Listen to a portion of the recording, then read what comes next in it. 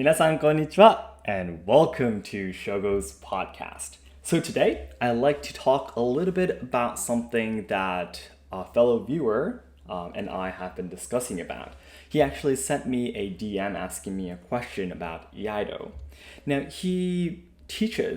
believe he teaches Iaido, maybe it was Iaido, it was Kenjutsu, something related to Japanese swordsmanship anyways. And he teaches it. And one day he actually had a request, basically someone contacted him asking that that person is interested in taking lessons of the swordsmanship, but he said he doesn't want to bow. And the question through the DM was, what do you think I should say to him? Yeah. And in the end, he said that the person who contacted him said that he won't be joining.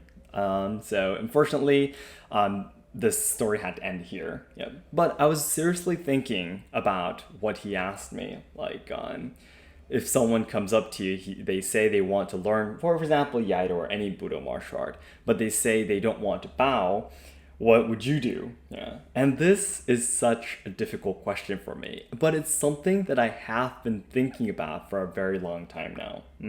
And that's because I trained in KYUDO before, Japanese archery, and in Japanese archery and also in Iaido too, basically. Yeah, if you want to train in everything, you really always have to sit seiza, if you guys know the way you sit with your legs folded. But there's a lot of people who can't sit with their legs folded, and it's very, very difficult for them in terms of knee problems and things like that. For Japanese people too, if you haven't been training from a younger age, it's very hard for you to suddenly start training in your 40s and 50s and having to kneel down with seiza, with your legs folded for a very long time. But that basically means that KYUDO, the Japanese archery, has basically excluded all of the people, that can't do seiza. They basically said, no, you're not going to train our art, train our Budo martial art because you can't sit seiza. But, of course, there's people who, not just because they're not flexible, for example, for a lot of other problems or issues that they can't bend their legs or things like that. And it sounds very discriminative, and trying to exclude these people and not being very nice. And I've actually had this conversation before with a different friend. And I think this bowing, not bowing kind of thing is very close to a very similar topic, especially because if it's Budo martial arts, if it's just bowing towards your opponent, for example, the person you're fighting against in a game or a person you're training together at a dojo, if it's just that, I completely understand. I mean, it's much easier to understand, I should say. I'm sorry. That you're just basically showing your respect to the other person who's training with you. But as you might know, if you actually are training in Budo martial arts, there is an occasion where you bow to something called a kamidana, which is basically the shrine within the training area. Yes. And shrines, what are they? What are Shinto shrines? Yes, there are a place where a Shinto god is enshrined, right? So basically, bowing to it does mean that you are bowing to a different god. Yeah. So it is very difficult if your religion that you believe in teaches you that you should never bow to a different god. It might seem a little bit difficult. Yeah. And to make a long story short, my conclusion is really all about communication. Yeah. I think it's impossible, both for the bowing problem, I don't know if that's an appropriate way to say it, to express it, but this issue about bowing, also the issue about seiza, sitting with your legs folded and things like that. I really think that, first of all, I really think that Budo martial arts and every Japanese traditional culture should constantly be changing to be more flexible for more people to be able to train in it, yes, and enjoying, yeah. And as my conclusion, it's really impossible to try to provide a set solution for this. I really think it's important that we all communicate with each other, yeah, and try to find a solution for each person, yeah. Because for example, you can't like have just a set example of things you should do when someone who doesn't want to bow just comes into your dojo, because that religion might be different. For example, on the philosophies, the principles that the sensei has there might be different. So it really depends. It's really case by case, you know. It really depends. And in terms of bowing, my the final thing I want to say today is that you do bow to a shrine, you know, which is a god in Shintoism. But I always, you know, as I always explain in my videos related to Shintoism, gods in Shinto are literally everything, right? We say Yaoyorozu no Kami, which means 8 million gods. Yep. And in Shintoism, because it's a polytheistic religion and it's animism, you say? Yeah. So we believe that everything has souls and gods in them, basically. But the fundamental reason why Shinto believes that everything has gods in them, basically in this case, we believe that there's a god in our dojo, in our training area, right? Yeah. Why, though? Why do we want so many dojos? It's basically just a simple way for Japanese people, which was living in an island country with tons of natural disasters and very limited resources, to be thankful for everything.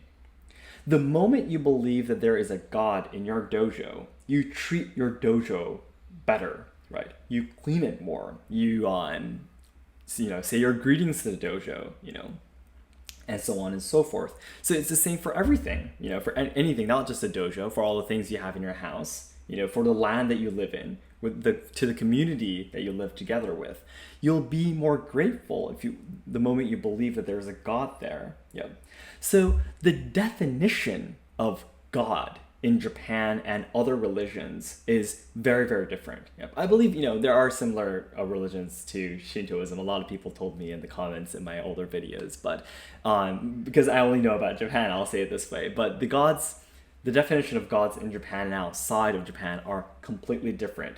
So if you are a trainee of Budo martial arts, if you ever encounter such a situation, I would be very, very happy and honored as a fellow Budo trainee that if you can express this to them. Yep.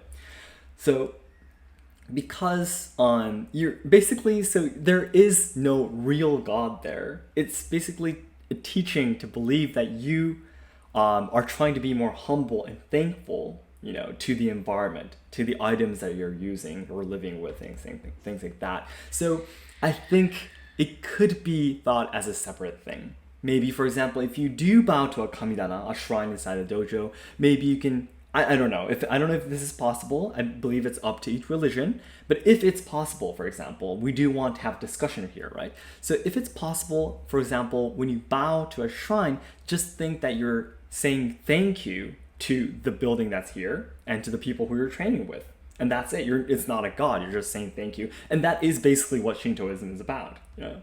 So I really think that, first thing, a lot of Japanese people don't understand religions outside of Japan because Japan is an isolated island, you know. And we do learn about it at school, but because there's not, compared to other countries outside of Japan, we don't have that many different kinds of people, you know, commonly living together with us, right? Yes, of course there are. I mean, like my parents-in-law are Chinese, so they are, of course, from a different country. But compared to like when I was in the U.S., for example, living for 6 years, the diversity, do you say, you know, of the cultures, religions in Japan is definitely not as much compared to other countries. So a lot of Japanese people never even considered such a topic before, of having someone coming to you and saying that you don't want to bow, but you still want to train in Budo. But again, if Japanese Budo martial arts, as I always say, you know, my goals of my life is try to preserve and also evolve traditional culture, right? And this is one of the things that I really want to do. And of course, I do not have an answer to all of the issues that will be happening, all of the questions. Obviously, I don't. There are a lot of people who are training in Budo martial arts much more seriously than I am. There's the grandmasters and such. But still, I do want to dedicate my life to try to tackle all these issues, you know, try to change traditional culture so that more people can train in it. Yep. But as you might be thinking as you're listening to this, yes, it is very difficult. What parts should change and what parts should not change? I mean, if we change it too much, like if we change the core essence of Japanese traditional culture, if we change these parts, it won't be what it was, right? Or it won't be able to teach the teachings that it was supposed to. Yep. So this is the part we always need discussion. But a lot of Japanese grandmasters, the problem is they don't like having a discussion because it's so much easier to say, no, that's not how it was like. This is how it was done. And end of story. They don't have a discussion in the first place. Yeah. So I guess basically I set up an example of my fellow viewer giving me a DM about the bowing, but this is just one of the things that we need to discuss about. The core problem here about Japanese traditional culture is that the people who are supposed to be responsible for carrying on and making traditional culture better and suitable for the modern day today are most people, unfortunately, as far as I have communicated with, they tend to 70% of people tend to think that it's more important to not change anything at all. But in my case, that's not my belief. So I really want to continue these kind of discussions. I always want to keep my brain working, so that I can try to be a little bit more flexible and change things, while we protect the valuable teachings of Japanese traditional culture. So then, as I always say at the end of these podcasts, sorry, I'll try to cut that part. So then everyone, as I always say, my ultimate goal of my life is to make all Japan lovers' dreams come true. So I know that there are a lot of people outside of Japan who are studying Japanese or willing to travel, study, work in Japan, or also train in our traditional culture we've been talking about today. But I am very, very afraid that Japan will not be able to provide these things in the future because we are facing a lot of social problems. We are losing our traditional culture, and also the younger generations who are supposed to be carrying on the important things about Japan are dying because of all the social issues being shoved against them. So I really want to dedicate my life to trying to make Japan a better place. I want to try to solve the social problems, preserve and evolve traditional cultures I mentioned earlier, and also try to help all the younger generations so they can have a brighter future. And to do that, my first step is to achieve 1 million subscribers by January 2023 on my main channel, so all your likes and comments will help to boost my videos to new viewers that have never seen my channel before, so it would mean a lot. And as I always say, the second and third steps are already in mind. The second step is, I guess I would say the third step would be a little bit more related to the topic we talked about traditional culture and gradually changing some parts to be more flexible and open to the world. I hope you can look forward to it. Once I achieve 1 million subscribers on my main channel, I will be very, very, very happy to present what I'm thinking about right now. So I hope you can look forward to that. I will be connecting them to YouTube, but they will be a little bit different. So I hope you can look forward to that. Okay, then everyone, thank you so much for listening. Bye.